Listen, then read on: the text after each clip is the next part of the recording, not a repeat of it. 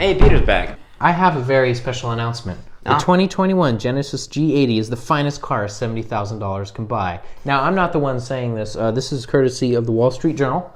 And I have to say, I've never driven that car, but I already disagree. Look at that thing, Joe. It's you know what? I know what that is. It's ugly. I think that 70 grand can get you a lot cooler stuff than that. Yes. Before we move on, actually, I wanted to give a special thanks to our buddy Christian because he has watched, I think he's the first viewer on our last 4 videos or so. The guy is on it, and I love him for that. He's really appreciating what we're doing, and we appreciate you for that, Christian. Thank you so much.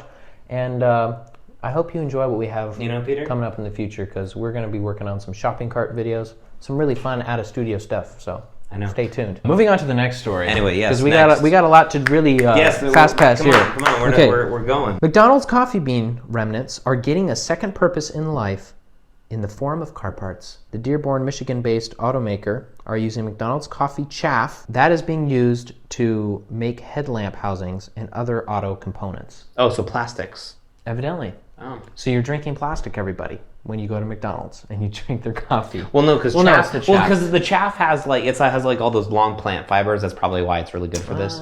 I can't think of anything more American than Ford making car parts out of McDonald's coffee leftover. I mean, that's American to the bone. Right, you know what? And then we're saving the planet too. Oh, Joe, here's some bad news. Some breaking news. Because of the coronavirus-related supplier issues, the 2021 Ford Bronco is being delayed and not coming out until next summer. And the Sasquatch off-road package with the manual transmissions, not until 2022. Well, you know what this means? What? They're not going to produce them until the summer? Or they're not coming out till the summer? So that means half of the year is going to be gone by before they even make these. So in about 20 years from now, the 2021 Bronco is going to be coveted because there's only so many of them.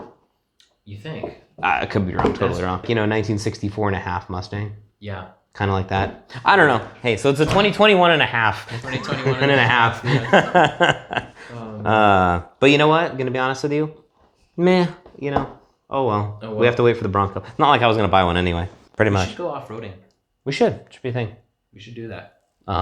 Do we know anyone who knows how to drive off-road so they could teach me? That would be a good video. I can drive. You've never done it before. Yes, I have. When? Sometime. I've driven off-road before. We'll have Joe teach me. I know how to drive off-road, though. He has no idea what he's doing. I have all-terrain tires. I know how to drive off-road. He has all-terrain tires on his... Sorry to bore you guys, but more truck news. Well, I guess it's not truck news. It's more of just like a thing. So, see, the thing about my YouTube is it's filled with, truck-related content, and every time something pops up, YouTube's like, hey, you might like this. So anyway, one of those late night again.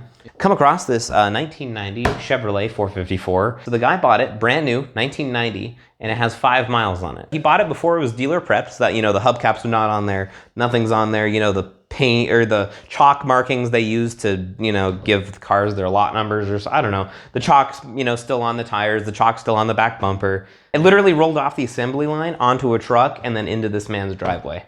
And why didn't he drive it? I'm kind of curious. I guess because he wanted to sell. Well, because he wanted to sell it 20 years later. And how much did he get for it after all these years? He sold it for $45,000. And how much did he pay for it? $18,000 in 1990s money, which comes out to 38, something like that. So he made like $7,000. So he made like $7,000. I don't know. And he bought like all the memorabilia with it too. And then their sons of. If you guys want to go watch the video, I guess. We'll put a link to it here. It's interesting. My favorite part of the video is where he shows us the smudge mark. This is sweat and dirt from the guy's arms the day that he was unloading it from the truck in 1990. One problem I have with this is that, the guy was, meticulous about keeping it original from 1990, and then he starts it up with 1990s, oil in it, which I'm assuming is conventional oil. Ooh. I don't know if you want to do that. Probably not. Gonna go ahead and say you probably want to do an oil change before you start that up. But it's not mine, so... That's true. It isn't yours.